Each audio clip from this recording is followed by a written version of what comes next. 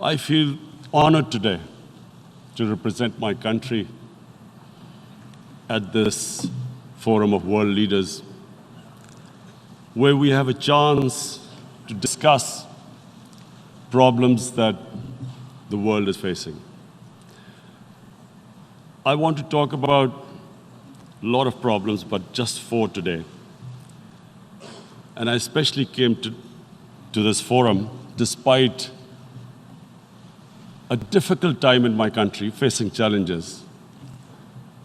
I would not have come, but because I feel that there are some very urgent problems which the world must address. So first of all, I start with climate change. So many leaders have talked about climate change.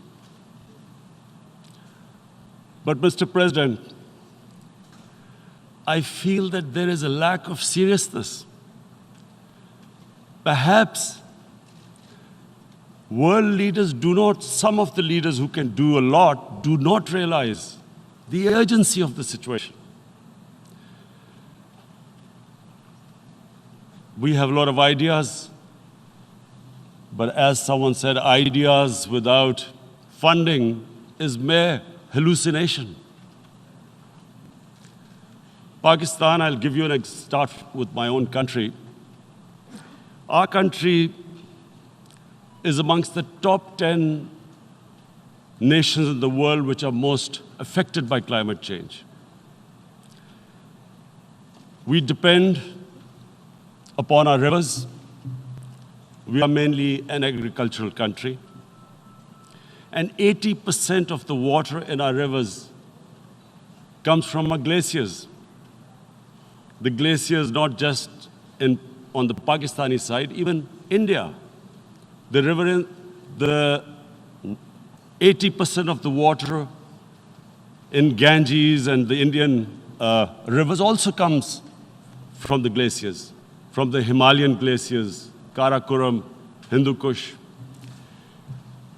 And these glaciers are melting at quite a rapid pace.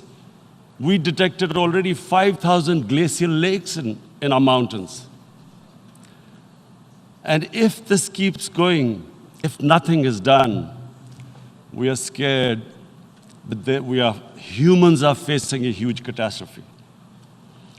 In my country, when my party came to power in the province of KP, we planted 1 billion trees in 5 years. Now we've set ourselves a target of 10 billion trees in Pakistan. Idea being to counter the effects of global warming. But one country cannot do anything. This has to be a combined effort of the world. My optimism comes from the fact that humans, the Almighty has endowed humans with great powers. We can do anything, provided our survival instinct is stirred up.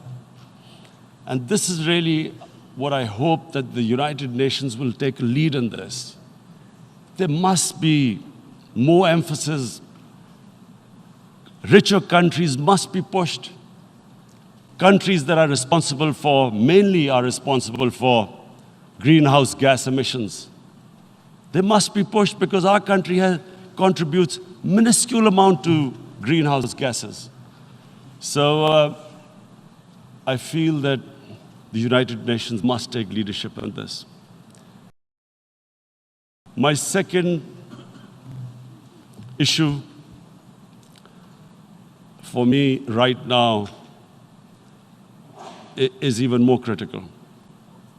Mr. President, every year, billions of dollars leave the poorer countries and go towards rich countries.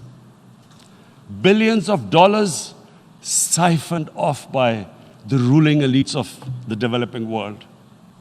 And they find their way into Western bank accounts, offshore accounts, tax havens, expensive properties hidden behind companies bought in Western capitals. Mr. President, this is devastating the developing world. This is causing more poverty, deaths. It's impoverishing the developing world. The difference between rich and poor countries is growing because of this. Money laundering, which happens because money leaves the poorer countries into rich countries, is not treated the same as, for instance, money from drugs or terror financing. The seriousness which terror financing and money from drugs, the way it is treated, it's not the same. The way the poor countries are being plundered by their elites. It's not happening. In my country, when I took charge of our government a year back, in the 10 years preceding that, our total debt went up 4 times. The debt we had accumulated in 60 years, just in 10 years, it went up 4 times. As a result, the total revenue we collected in 1 year, half of it went into debt servicing. How are we going to spend money on our human beings, 220 million people, when half the money is going into debt servicing? Because our country was plundered by the elites, the ruling elite. And easily they could get the money out. And when, Mr. President, we located properties in Western capitals bought by this money through corruption and money laundering, located the properties of these corrupt leaders, we find it so difficult to retrieve it. That money, if we retrieved that money, we could spend on our human beings. But it's so difficult. The laws protecting these criminals. We do not have the sort of money to have expensive lawyers and spend millions and millions of dollars. We need help from the rich countries. And Mr. President, it's critical. The rich countries must show political will. They cannot allow this to happen. How can the poor countries spend money on human development, which the United Nations asks, SDG? How are we going to do it when this money can easily leave our countries?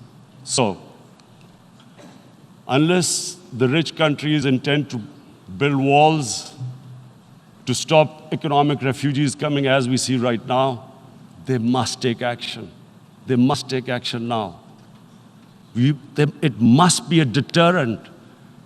Corrupt ruling elites should not be able to take money out easily and park it into foreign bank accounts and into these properties abroad. And I never understand why.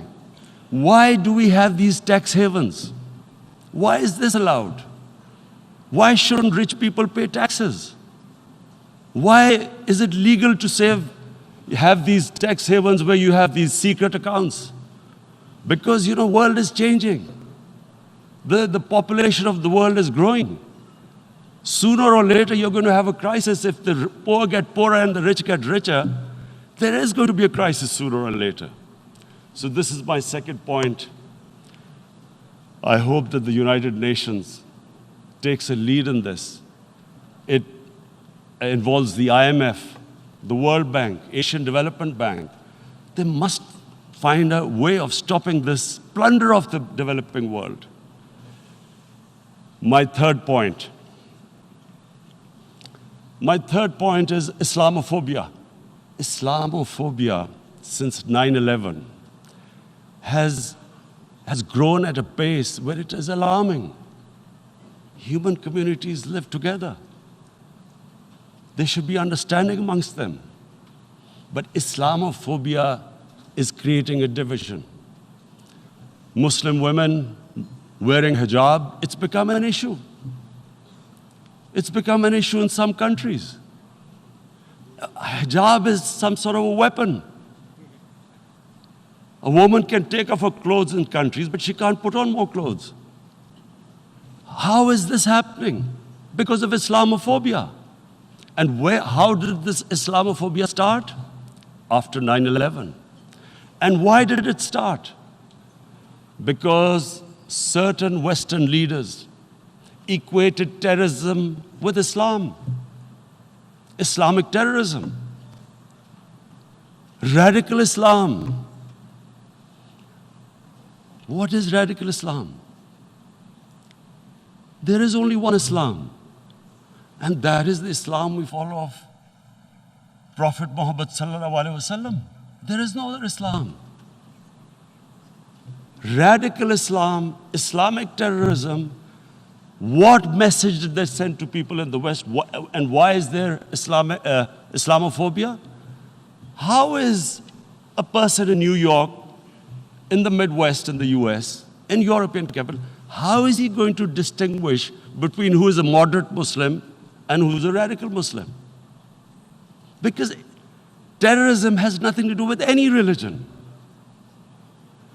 This Islamic terrorism, Islamic radicalism, and sadly used by leaders, this has been the main reason for this Islamophobia. And it has caused pain amongst Muslims. We in Muslim countries watch this Islamophobia traveling abroad, and it's getting worse. And may I just say, Mr. President, that in European countries, it is marginalizing Muslim communities. And we all know that marginalization leads to radicalization. Some of the people who ended up as militants in Syria and other places were from marginalized Muslim communities. And my point here is that we must address this issue. I'm sad to say that we Muslim leaders have not addressed this issue either. After 9/11, when this thing came about war against radical Islam, rather than Muslim leaders trying to explain to the West that there is no such thing as radical Islam, in all human communities, they are radicals. They're liberals and rest are moderate. All human communities, Christians, Jews, everyone has it. But Islam is not radical, neither Judaism, neither Christianity, neither Hinduism. No religion preaches radicalism. The basis of all religion is compassion and justice, which differentiates us from the animal kingdom. But unfortunately, the Muslim leadership was so scared of being called radical Islam that all of them became moderates. In Pakistan, we were in the eye of the storm, and our government coined a phrase called enlightened moderation. No one knows what it meant, but everyone started putting on Western suits that they were moderates, started speaking. Even those who didn't know English would speak English because they were moderates. No one had a clue what it was, because we, in the Muslim world, did not explain to the West that there is no such thing as radical Islam. One of the reasons why, after 9/11, Islam was supposed to be equated with terrorism was suicide attacks. Because the 9/11 bombers did a suicide attack, all sorts of theories came up that the Muslims are involved in suicide attacks because they will get virgin in heavens. Some came up with, what about women, suicide attackers? So this bizarre thing happened. No one explained. Suicide attacks and Islam were equated. No one did research that before 9/11, the majority of suicide attacks in the world were by Tamil Tigers, who were Hindus. No one blamed Hinduism, and quite rightly. What has Hinduism got to do with what desperate people were doing in Sri Lanka? We all know we've seen films about Japanese kamikaze pilots at the end of the Second World War doing suicide attacks. No one blamed the religion. But here we were trying to prove we were moderates and not explaining to the West. But the most important thing I wanted to say here today, in explaining this Islamophobia, Mr. President, and I feel it's very important because I've spent, because of, I played professional sport in England, I spent a lot of time there. So I know how the Western mind works and how West views religion. So where the misunderstanding about Islam came. And one of the reasons it caused Islamophobia. The West couldn't understand what was the problem. Because in the West, because I have spent so much time in the West, religion is perceived completely differently. They don't look upon religion like we do. And so, Islam was supposed to be an intolerant religion. It was against freedom of expression. And every 2 or 3 years, someone would malign our Prophet, peace be upon him. There would be a reaction by the Muslims. And again, it was Islam, an intolerant religion. Again, this time, I blame a certain section of the people in the West who deliberately provoked this, knowing the impact it would have. But the majority of the people in the West didn't understand. This is where, again, Muslim leadership let the Muslims down. We should have explained to them what our Prophet, peace be upon him, means to us. So in 1 minute, I'll try and explain what he means to us. Our Prophet was the witness to the divine book, the Holy Quran. The Holy Quran is the book of guidance for Muslims, and the Prophet's life was living the Quran. He was an example of what the Quran guided us to be. So he is the ideal we all try to get to. The Prophet created the state of Medina, the first state in Islam. That state was the basis of a Muslim civilization which became the predominant civilization for the next 700 years. And what was that state? I hear such strange things about Islam, that it is against women, it's against minorities. The first state of Islam in Medina, it was the first time a welfare state was set up. The state took responsibility of the weak, widows, orphans, poor people, handicapped. It taxed the rich, spent the money on the poor. The state announced that all human beings are children of Adam, hence equal, whatever the color of their skin. The state announced, the Prophet announced that, and slavery, the whole system depended on slavery as it did for many years in the Western societies. The Prophet said that one of the greatest deeds is to free a slave. But because the society depended on slavery, he said, but if you have to, treat them as an equal member of the family. And as a result, something happened in a Muslim world which hasn't happened in any other civilization. Slave dynasties appeared. Slaves became kings. The Mamluks, slaves who ruled Egypt. In India, there were slave dynasties. And then, with minorities, again, you hear that Islam is supposed to be against minorities. Let me just make this clear. In Islam, the Prophet announced that everyone was free to practice his religion. It was a sacred duty to protect the places of worship of all religions. He announced that every person is equal in front of law, whatever his religion or his color. And this incredible case, and I always quote this, that the fourth Khalifa, the head of state of Medina, he lost a case a court case against a Jewish citizen. So, number one, it showed there was a rule of law. No one was above law. And number two, that a Jewish citizen was an equal citizen. So, Mr. President, when a Muslim society is unjust to its minorities, it is going against the religion of Islam and our Prophet, peace be upon him. So, it is important to understand this.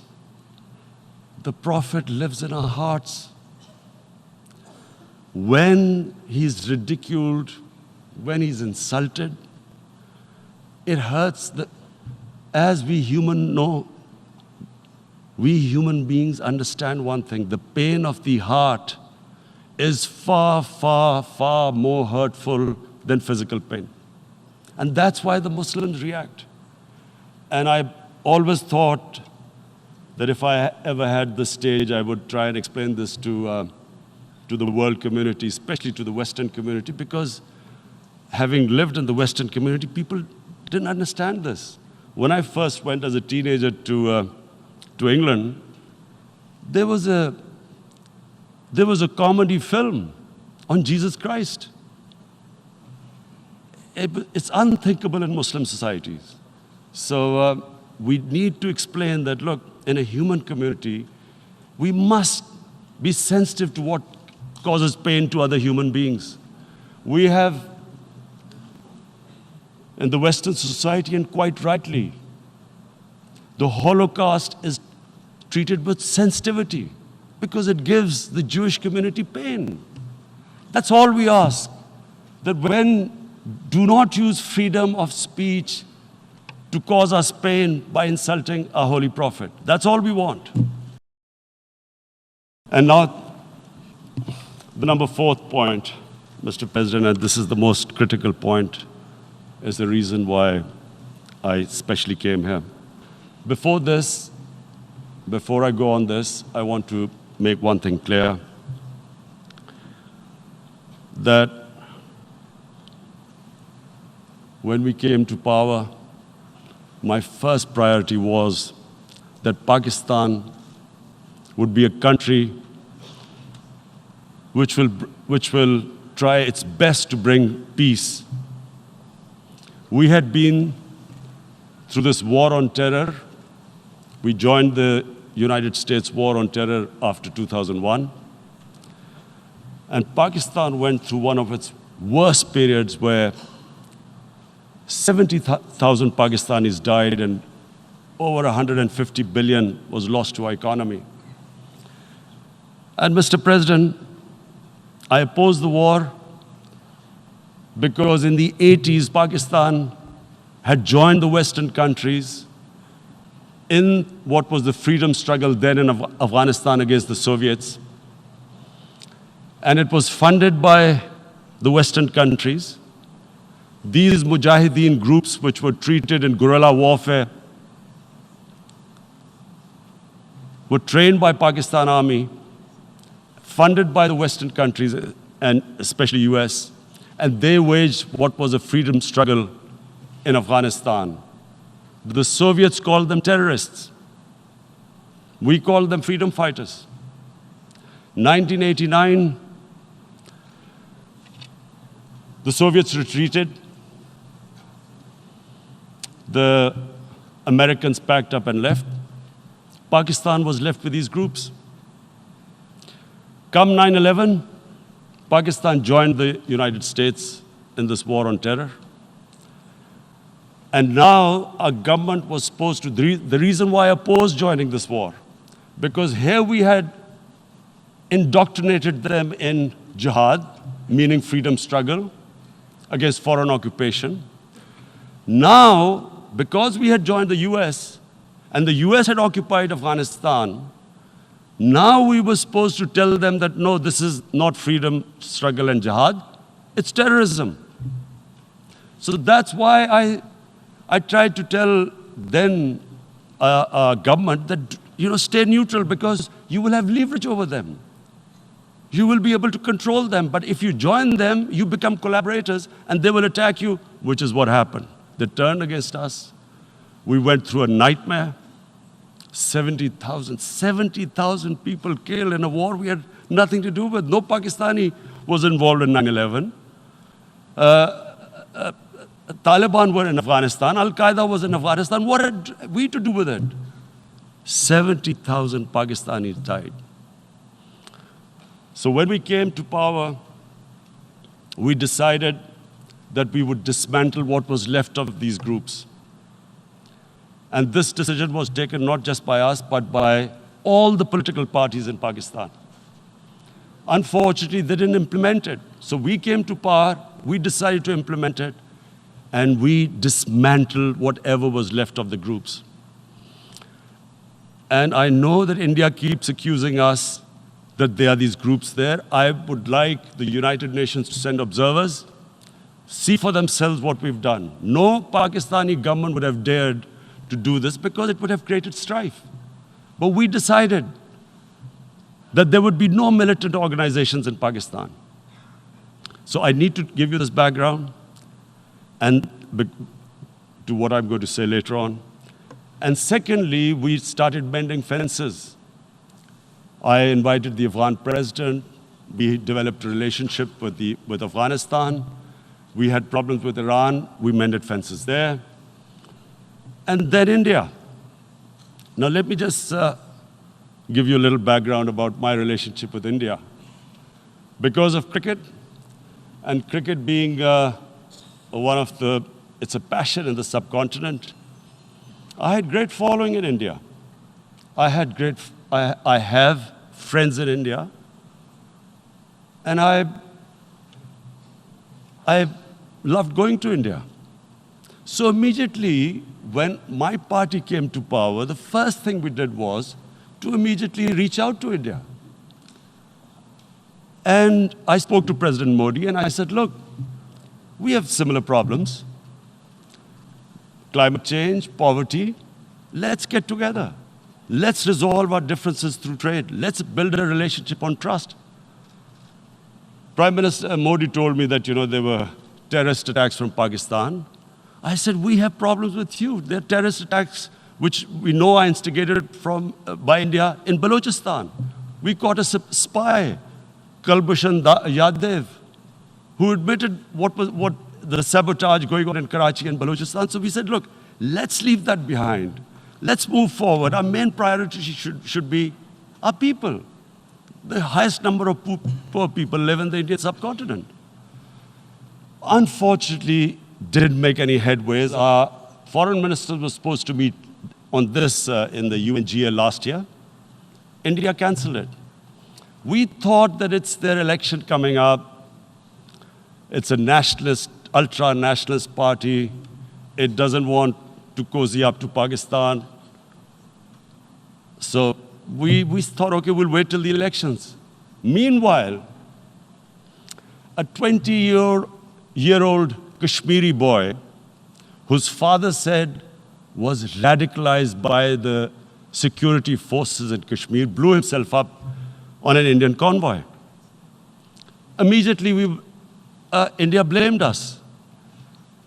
I spoke to the Indian public on television. I said, if you give us any iota of proof, we will immediately take action because we've clamped down on these groups. Rather than sending us any proofs, they sent their jets in, they bombed us. We retaliated. Two of the planes were shot down, one pilot bailed out in Pakistan. We immediately returned the pilot, saying that, look, we do not want any escalation. Rather than taking that as a peace gesture, the entire campaign, almost the entire campaign of Mr. Modi in the election was how he had taught Pakistan a lesson that jets had killed 350 terrorists. Complete lie, they had just killed about 10 trees of ours, which was quite painful given that, we are growing all these trees. He then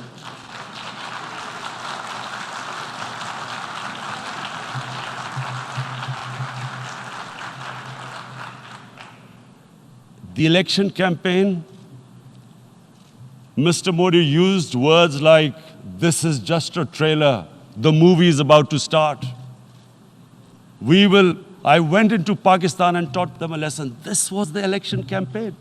Okay, so we thought, us politicians make all these statements to win elections. So, okay, after elections, we'll get back to our normal relationship. Well, the moment the elections ended, we approached India. No response, but then we discovered they were trying to push us in the FATF blacklist to bankrupt us. That's when we realized there was an agenda. And that agenda became obvious on the 5th August when India went against 11 United Nations Security Council resolutions, which say that Kashmir is a disputed territory and the people of Kashmir have the right of self-determination. They went against that. They went against Simla Accord, which is about bilateral, sorting out our differences through bilateral means, went against that. They actually went against the Indian Constitution. Illegally, they revoked Article 370, which gave Kashmir the special status.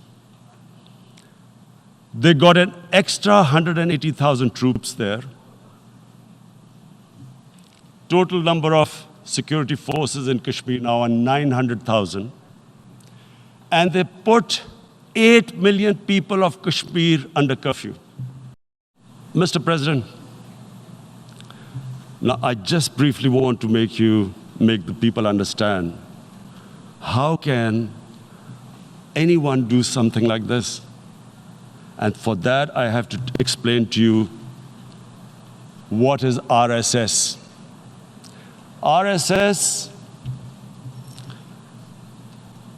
Mr. Narendra Modi is a life member of RSS. RSS was an organization that was inspired by Adolf Hitler and Mussolini, came about in 1925. They believed in racial purity, racial superiority. They also believed they were an Aryan race like the Nazi believed they were an Aryan race. All that I'm saying can be verified. This is the time of information revolution. You can Google all this, what I'm saying. But it is very important for me to explain this to you so you know what is happening in India. This RSS believed in the ethnic cleansing of Muslims from India. At one point, there was racial superiority of the Hindu race. Secondly, it was hatred for the Muslims and for the Christians, because they believed that this golden age of Hindu civilization was stopped because of Muslim rule centuries back and then the British rule of India. So it was racial superiority and hatred for Muslims and Christians. This is openly stated. You look at the founding fathers of RSS, Golwalkar and Savarkar. Just Google them and you'll find out. And this ideology of hate is what murdered the great Mahatma Gandhi in 1948. It was this ideology of hate that made Narendra Modi in 2002 do a pogrom against Muslims in Gujarat when he was the chief minister. He allowed 3 days for these RSS goons who were inspired by the Hitler brown shirts. They actually wear brown shirts. This RSS, the Congress Home Minister gave a statement that in RSS camps, terrorists are being trained. And these terrorists butchered 2,000 Muslims and 150,000 Muslims were made homeless. Narendra Modi could not travel to the US because of that. And I need to make you understand this background before I explain to you that what sort of a mindset would lay siege to 8 million people with 900,000 troops. Women, children, sick people, locked in as animals. In fact, of what I know of England, if 8 million animals were locked in, the RSPCA would have made a lot of noise about it. These are human beings with racial superiority. These illusions of Aryan superior race is arrogance. The two go together. And it's arrogance that makes people make mistakes and do stupid things. Cruel things like what Narendra Modi has done. It's sheer arrogance. And it's arrogance that has blinded him from the fact that what is going to happen when the curfew is lifted? Has he thought about it? This hasn't been thought through. What is he going to do when he lifts the curfew? Does he think that people of Kashmir will quietly accept the status quo because India has changed the constitution and taken away the special status? They'll accept that? Mr. President, 100,000 Kashmiris have died in the past 30 years because they were denied the right given by the United Nations, the right for self-determination. 100,000 have died and 11,000 women have been raped. There are two United Nations human rights reports on this. The world hasn't done anything because India is a huge market, 1.2 billion people. Sadly, the material prevails over the human. But this has serious consequences. Again, I repeat, that's why I'm here. Look,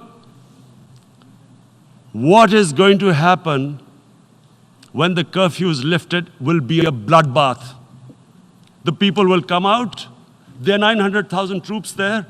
They haven't come to, as Narendra Modi says, he's done this for prosperity of Kashmir. This is supposed to be for the development.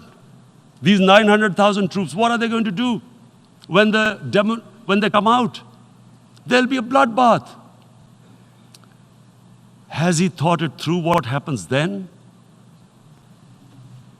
Mr. President, has anyone thought that what happens when there is a bloodbath? What do you think the impact will have on people of Kashmir? What do you think they will think?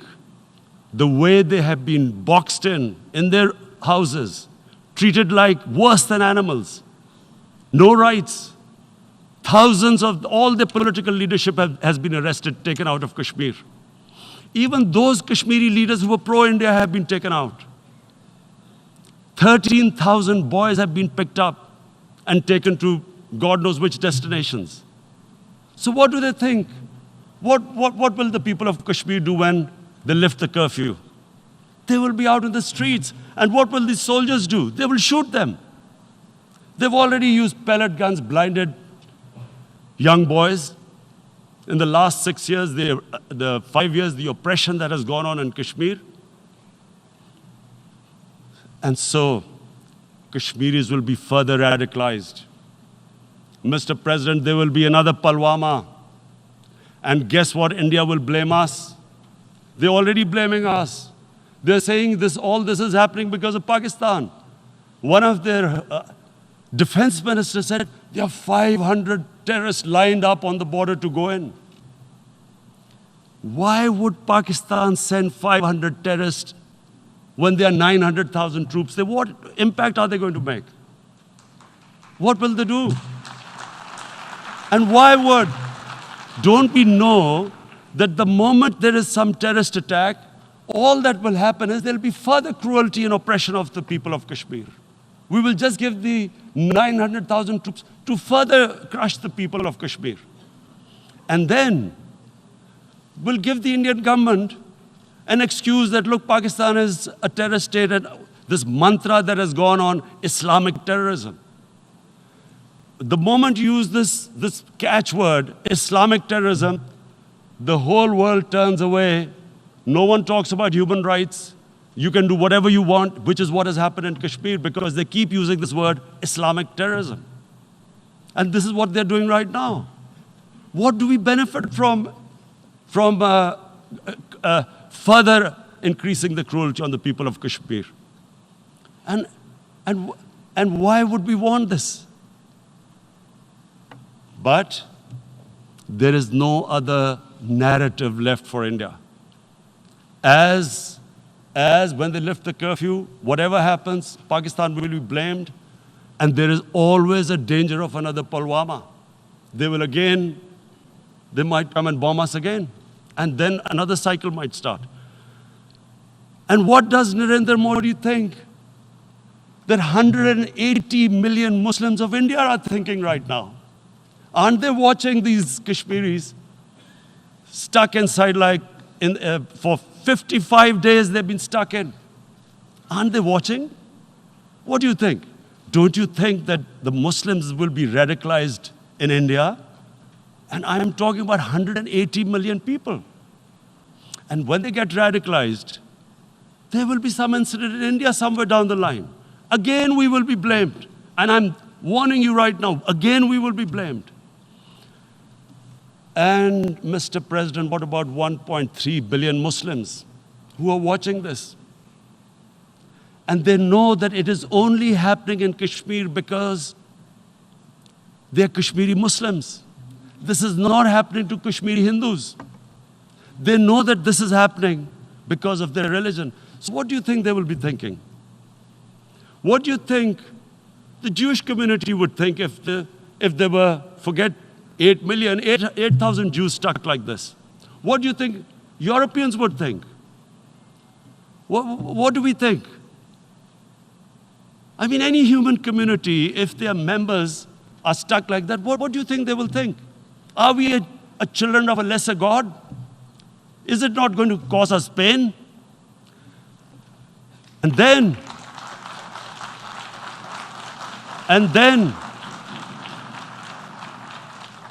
I'll tell you what will happen.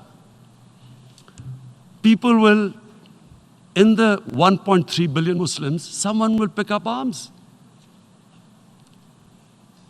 I know we've been brought up with films, Western films.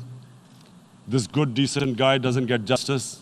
He decides to pick up a gun and start seeking justice.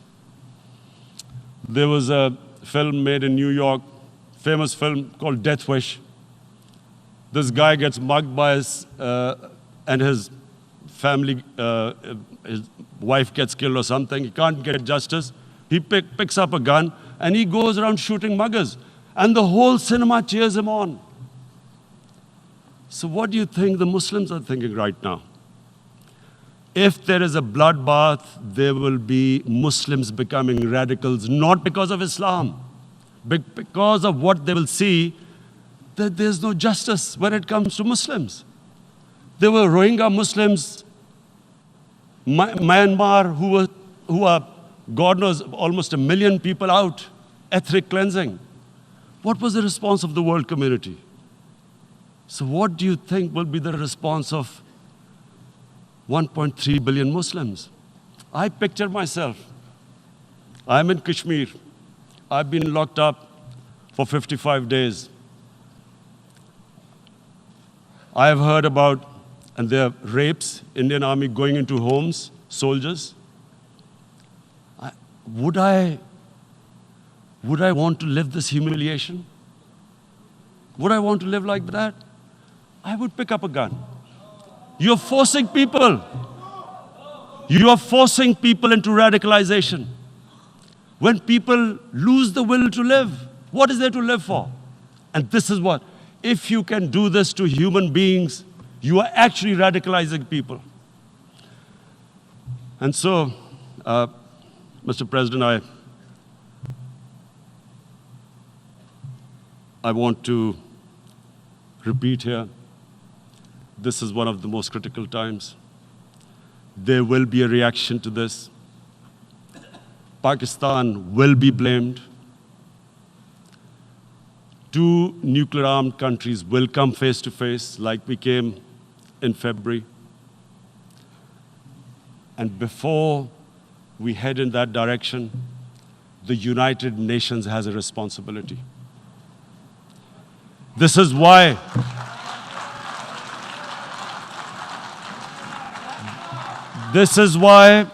the United Nations came into being in 1945.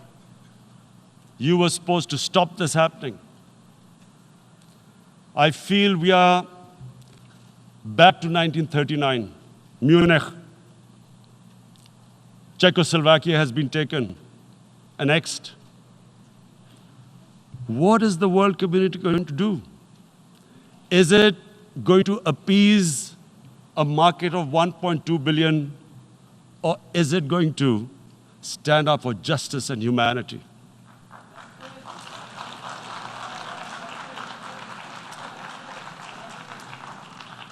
If this goes wrong, you hope for the best, but be prepared for the worst. If a conventional war starts between the two countries, Mr. President, if a conventional war starts, and anything could happen, but supposing a country 7 times smaller than its neighbor is faced with the choice, either you surrender or you fight for your freedom till death, what will we do? I ask myself this question. And my belief is, La ilaha illallah, there is no God but one. And we will fight. And when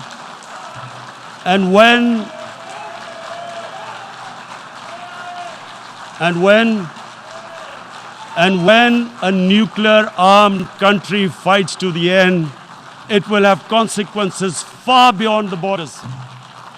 It will have consequences for the world, which is why I repeat I'm here. Because I'm warning you, it's not a threat. It's a fair worry that where are we headed? And I've come here to tell the UN, you've got to, this is a test for the United Nations. You are the one who guaranteed the people of Kashmir the right of self-determination. They are suffering because of that. And this is the time.